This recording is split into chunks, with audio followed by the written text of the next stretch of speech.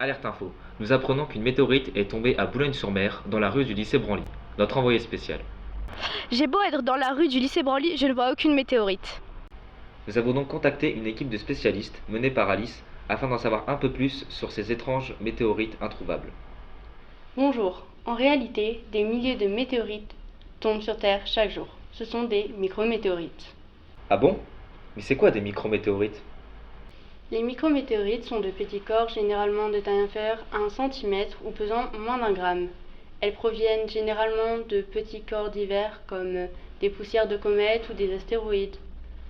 Quand elles entrent dans l'atmosphère, elles brûlent pour ainsi former parfois des sphérules d'ablation ou alors des étoiles filantes. Et comment on les récupère ces micrométéorites?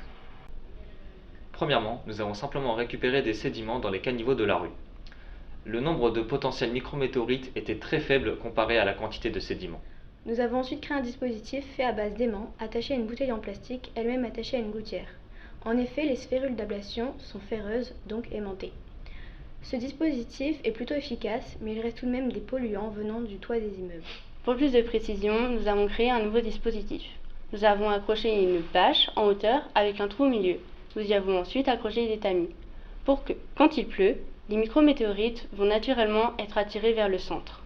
Cependant, ce dispositif n'a pas été très concluant car il y avait trop de polluants dans l'air. Il y avait notamment du sable ou alors des fibres de microplastique. Au final, le dispositif de la bouteille a été le plus efficace. Notre récolte se base donc sur des micrométéorites ferreuses. Et comment avez-vous réussi à les identifier? Nous avons d'abord observé à la loupe binoculaire, puis nous avons ensuite réussi à sélectionner une 50aine de potentiels micrométéorites.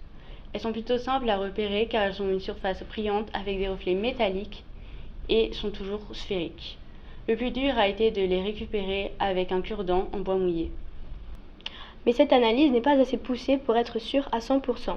Nous avons donc contacté M. Leroux, directeur de l'Institut Chevreul à Lille, afin d'y faire des analyses chimiques.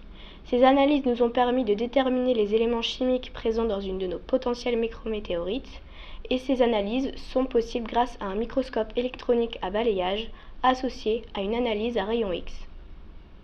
Nous avons analysé 4 échantillons. Les 2 premiers échantillons ne sont pas des micrométéorites ou des sphérules d'ablation car les éléments chimiques présents ne correspondent pas à la composition de ces dernières. En effet, elles étaient constituées majoritairement d'oxygène et de fer. Il n'y avait pratiquement pas de nickel. Ce sont donc certainement des polluants industriels. Notre 3e échantillon avait une forme différente des autres. Sa texture rappelait plutôt celle du verre. Elle n'était donc pas aimantée. Et sa composition chimique révèle une forte présence de silice. Il y avait également une sorte de queue attachée à l'échantillon.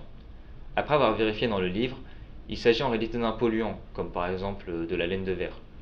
Enfin, nous avons analysé notre dernier échantillon.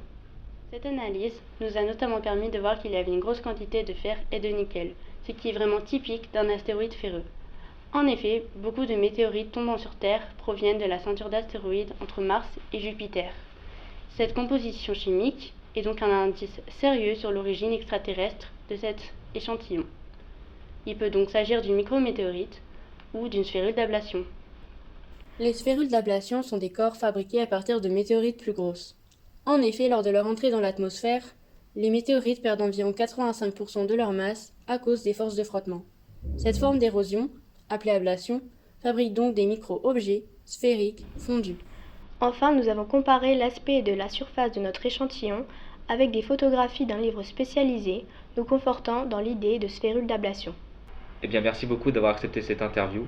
Maintenant, Astrid, vous allez pouvoir trouver cette météorite plus facilement. Nous sommes en présence de Tom Pochet qui prétend avoir trouvé la météorite. Bah oui, regardez, elle est juste là. Mais je ne la vois pas. Normal, c'est une micrométéorite.